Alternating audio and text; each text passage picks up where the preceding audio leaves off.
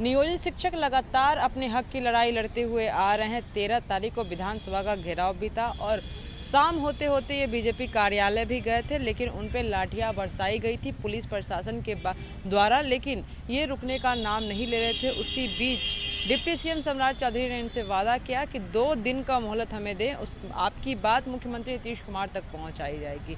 2 दिन लगभग खत्म होने को है। क्या लगता है कि सम्राट चौधरी अपनी बात को रख पाएंगे नियोजित शिक्षक के हक पे? ये सब तमाम मुद्दों पर बात करने के लिए हमारे साथ आनंद जुड़े हुए हैं। सर, आप बताइए कि जिस तरह से 13 तारीख को लाठियां बरसाई गई थी नियोजित शिक्षक पे, पहले उस चीज़ को, सौंदर्य को किस तरह से देखते हैं? देखिए, नियोजित शिक्षकों की कुछ गलतफहमियां हो गई थी उस दिन। जो लाठियां नियोजित शिक्षकों पे नहीं बरसाई गई थी, जब 13 तारीख को शिक्षकों का प्रदर्शन था और माननीय डिप्टी सीएम सम्राट चौधरी जी से मिलने के लिए कुछ शिक्षक साथी गए हुए थे। बाहर कुछ हंगामा खड़ा हुआ, अचानक से गलतफहमी में लाठीचार्ज हो गया। हमारे कुछ शिक्षक साथी गिरफ्तार भी हुए, उन पर कार्रवाई भी, FIR भी हुआ। तो ये चीज़ें हुई हैं जिसको निष्पादन के लिए माननीय डिप्टी सीएम से बात भी हम लोगों ने किया था। 15 तारीख के वार्ता में इस बात को रखा भी गया है। अच्छा, 2 दिन का उन्होंने मोहलत मांगा है। क्या लगता है कि इतने दिनों की जो आपकी लड़ाई है, क्या संघर्ष खत्म होगा अब? देखिए, संघर्ष तो सतत चलने वाला एक सिलसिला है और जिस तरीके से माननीय डिप्टी सीएम श्री सम्राट चौधरी जी ने हम लोगों को आश्वासन दिया और कहा कि आपकी लड़ाई, जब हम विपक्ष में थे तो हम सड़क पे लड़े, हम लाठियां खाए, हमारे कार्यकर्ता शहीद हुए, हम सदन में आपकी आवाज़ को बुलंद किए हैं, तो अब सत्ता में आए हैं तो हमें समय दीजिए। जो सिस्टम से काम होता है उस सिस्टम को डेवलप करने के लिए हम तैयार करेंगे और सरकार और शिक्षकों के बीच जो दूरी बनी है उसको कम करने का काम हम करेंगे और आपको सरकार के नज़दीक ले जाकर के आपकी मांगों को पूरा कराने में, उसको डिलीवर कराने में हमारा एक भूमिका होगा। जो माननीय मुख्यमंत्री तक हम बात को रखेंगे। जैसे मीडिया के सूत्रों से, आप लोगों के ही चैनलों के द्वारा मुझे जानकारी हम लोगों को मिली थी कि 16 तारीख को माननीय डिप्टी सीएम ने चीफ मिनिस्टर से बात को रखा भी है। उसके बाद उनका राष्ट्रीय अधिवेशन दिल्ली में है, दिल्ली चले गए हैं। मुझे लगता है कि दिल्ली से आने के बाद इस पर एक ऐतिहासिक पहल होने की आशा जगी है हम लोगों को। जिस तरह से संशोधन पे संशोधन हो रहा है, सक्षमता परीक्षा की बात कर ले तो ऑनलाइन मोड हो रहा है, फिर ऑफलाइन मोड हो रहा है, तो क्या कहेंगे?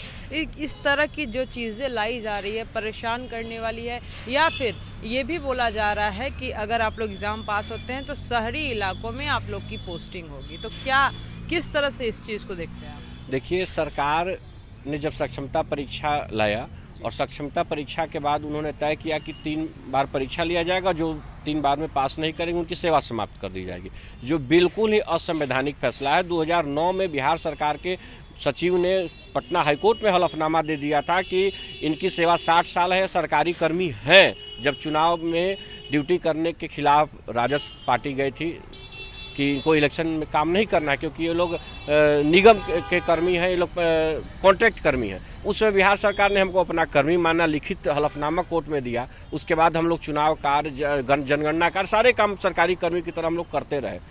आज जब स्थिति बनी, हम राजकर्मी देने की बात है, तो सरकार ने एक साजिश रची हमें प्रताड़ित करने का कि परीक्षा लेंगे। परीक्षा तो बहुत सा बार हम लोग दे चुके हैं, फिर भी परीक्षा देने से हम पीछे हटने वालों में नहीं है। सक्षमता परीक्षा लेना है, पराक्रम परीक्षा लेना है, जो परीक्षा लेना है आप ले लीजिए, उससे हम पीछे नहीं हटने वाले हैं। लेकिन जब शिक्षक संगठन ने विरोध किया कि कोई भी शिक्षक फॉर्म नहीं भरेंगे क्योंकि आपने 3 साल बाद उनकी सेवा समाप्त करने की घोषणा की, अब परीक्षा आप लीजिएगा जिसका कोई सिलेबस आप निर्धारित नहीं करते, आप कहते हैं कि मामूली परीक्षा लेंगे और आपका नीयत हमारे प्रति खराब है, आपकी मंशा जो हमारे प्रति खराब है, तो क्या गारंटी है कि आप हमको हटाने के लिए फेल नहीं कर सकते हैं? तो वैसे परीक्षा के जब हम लोगों ने विरोध किया, कोई फॉर्म अप्लाई नहीं करेंगे, तब सरकार ने एक लॉलीपॉप फेंका हमारे पास कि 3 बार नहीं 5 बार लिया जाएगा। ऑनलाइन परीक्षा आप लेने की बात करते हैं। अब बताइए, आज के समय में ऑनलाइन परीक्षा मामूली परीक्षा हो सकती है क्या? साधारण परीक्षा हो सकती है क्या? वैसे शिक्षक जो आज से 20 साल पहले सर्विस में आ गए हैं, आज उनकी उम्र रिटायरमेंट के करीब पहुंच गई, 55 साल से ऊपर, जो कंप्यूटर का माउस पकड़ना जो नहीं शिक्षक जानते होंगे, उनसे आप ऑनलाइन परीक्षा की अपेक्षा कर रहे हैं। तो उन्होंने कहा कि नहीं, 3 बार ऑनलाइन लेंगे, 2 बार ऑफलाइन लेंगे, एक लॉलीपॉप फेंका गया। अच्छा, एक बात बताइए कि 2 दिन का मोहलत मांगे डिप्टी सीएम सम्राट चौधरी, क्या लगता है सिर्फ आश्वासन या फिर टालने के लिए ये बात बोले? क्या आपको उन पे भरोसा है कि ये बात पहुंचाएंगे और आपकी मांगे जो हैं वो पूरी की जाएगी?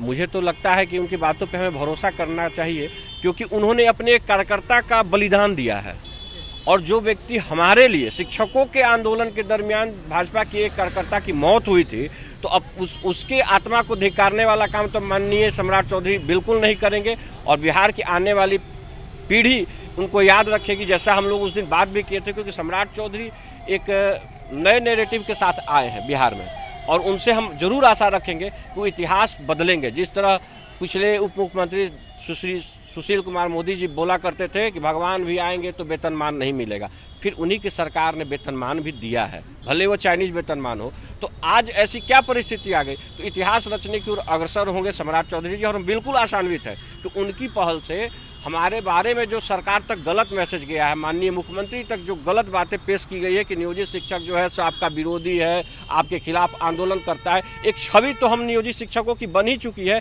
कि हम सत्ता के खिलाफ संघर्ष करते हैं। तो सत्ता के खिलाफ संघर्ष करते हैं तो हम सरकारी काम में योगदान भी देते हैं और सरकार के साथ कदम मिला के चलेंगे। बिहार में जो शिक्षा व्यवस्था है उसको सुधारने के लिए हर प्रयास हम लोग करेंगे।